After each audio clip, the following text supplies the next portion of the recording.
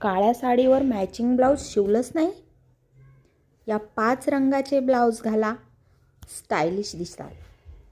तर चला, मी तुम्हाला ते 5 ब्लाऊज सांगणार आहे.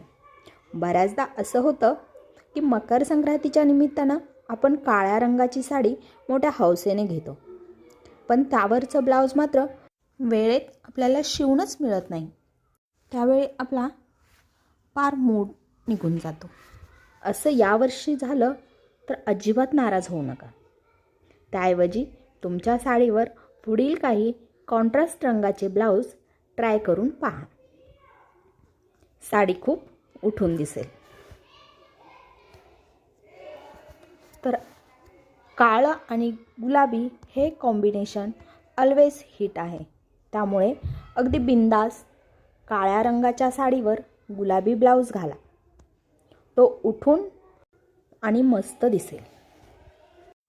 काळं आणि लाल किंवा काळं आणि मरून कलर हे कॉम्बिनेशन खूप कॅची दिसतं.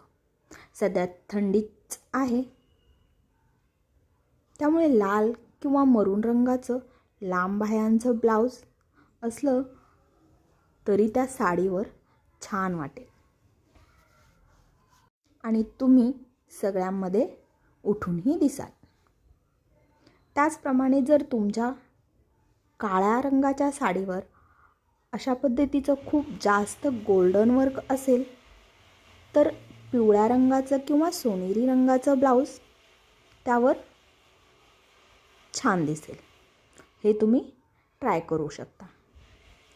प्लेन